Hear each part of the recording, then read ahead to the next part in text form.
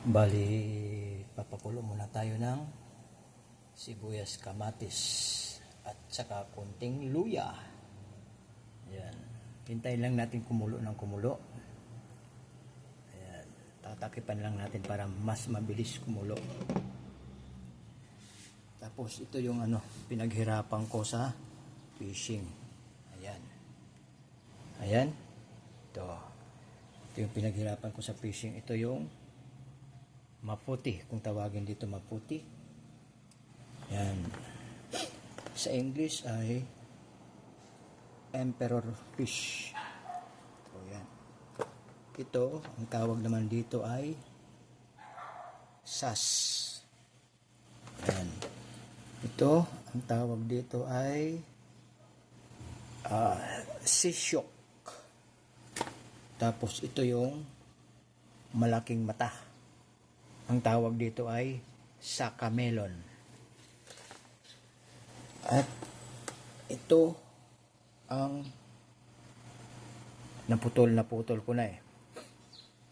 Ang tawag dito ay highway. Ang tawag nila dito ay highway. Pero ang English nito ay jobfish. Ayan, ito yung kaputol. Yan, ito yung kaputol. Ito ngayon ang lulutuin natin sa sabaw.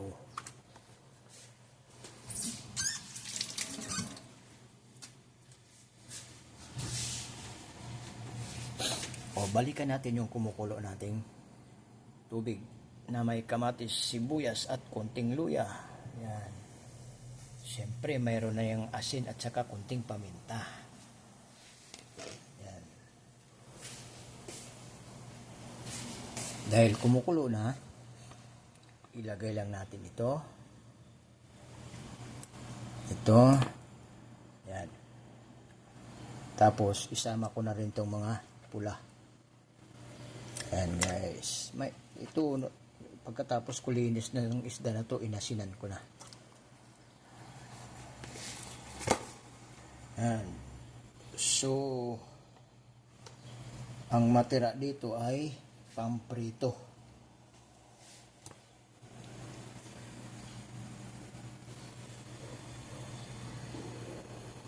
Isama ko na to yung isang pirasong sas. Yan guys, papakuluin lang natin ulit. Takipan at papakuluin. Tapos ito yung matira, ibalik natin sa rep. Tatakipan lang natin para hindi siya mag-dry. Tapos bukas baka prito ito, may kasamang gulay. Ang kapartner niya ay gulay. Tapos pinarito. Ayan. So, yan. Tapos, hintayin lang natin to kumulo. Yan. Ayan, ito na. Ayan o, kulong-kulo na siya. Yan, kulong-kulo na siya. So, titikman muna natin. Tama ba yung alat? Ayun lang. So, medyo matabang pa siya ng konti. Lalagyan ko siya ngayon ng patis kasi nilagyan ko na siya kanina ng asin. Ngayon, patis na lang. Konti lang. Kasi baka umalat. Ayan.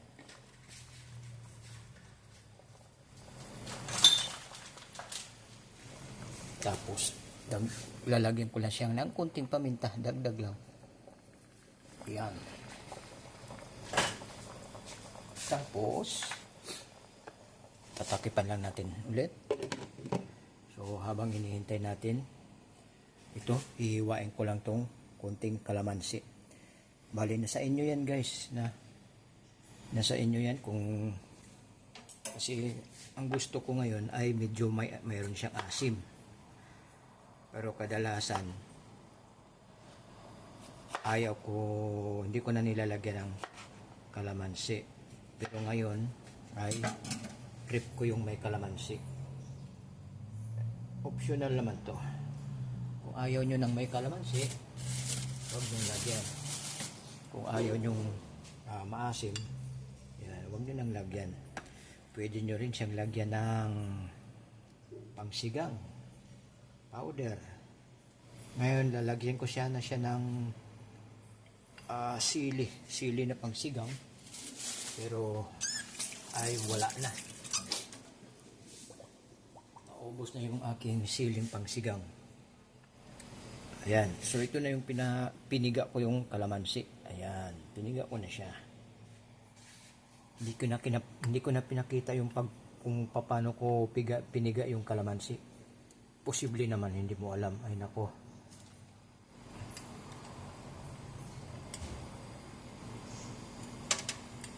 Yan, habang kumukulo siya, tinanggal ko yung buto. Ayan, tinanggal ko yung buto ng kalamansi.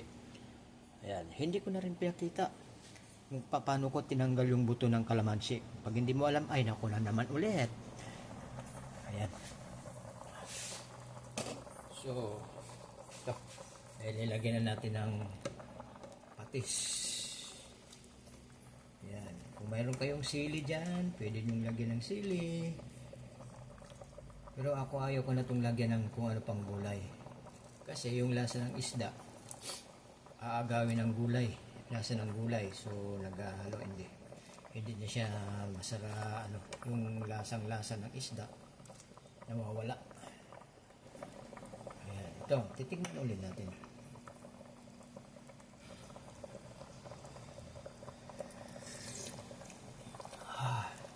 Okay. Pwede na. Pwede na. Pero dahil matabang pa siya ng konti, matabang pa para sa akin. Asin na lang ang ilalagay ko. Asin. Lumang ko lang. Hindi ko pa umalat. Ayan. Sureball na yun. Suwak na yung ano doon. Suwak na yung timpla. Ayan. Tapos, ilalagay na natin yung kalamansi. Ayan, marami-rami yan. Medyo maasim-asim na yan. Ayan.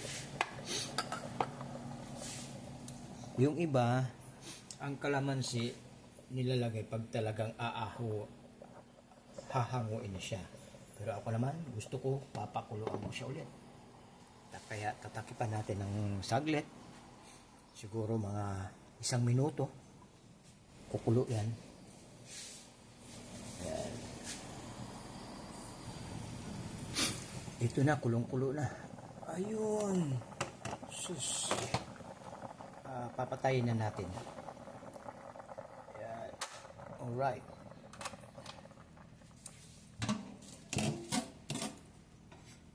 So guys, habang kumukulo siya, nagsandok na ako ng kanin. Ayan, kanin ko, kunti lang. Dahil kukunin ko yung isang malaki. Ayan, ito, buntot. Buntot muna. Ako po, napakalaki nito.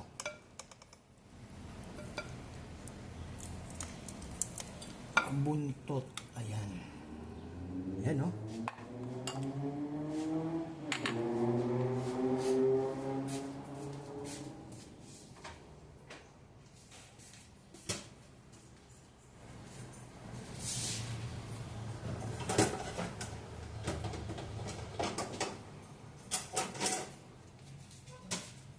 At siyempre, dahil hihigop tayo ng sabaw, magsandok na lang tayo ng sabaw bukod. Ayan. Ayan guys. Tapos, ayan. Takipan lang natin para hindi baka dapuan ng langaw. Patay siya dyan. Init. Ayan. Ayan guys, ito na, kainan na to. Gusto ko lang papaalam sa inyo na ito ay breakfast. Oh. At ang oras ngayon ay alas 8 pa lang ng umaga. So, ang breakfast ko ay kakaiba, pang tanghalian na to. Ha? Napakasarap. Tamang-tama lang yung asim na nilagay kong kalamansi. Tapos yung alat niya ay tamang-tama lang. So marami pang natira doon. Titirahin ko ulit mamaya ang tanghali. Kasi darating ako rito mamaya. 2:00 ng hapon. Papasok ako ng 10:00. 4 na oras. Pagbalik ko, yung ulo naman, kakainin ko. Ayan. Ayun lang. Ito yung nakakatakam yung sabaw. Putang ina, sarap. Sus, Ginoo. Yun lang guys. Saka, please, subscribe to my channel para matulungan nyo din ako. Saka, ang pag-subscribe naman ay libre. Walang bayad. Saka maraming salamat sa papanood. Saka, pindutin mo na rin ang notification bell dyan para updated ka pag mayroon akong mga bagong video mapapanood mo. Kain tayo. Masarap eh.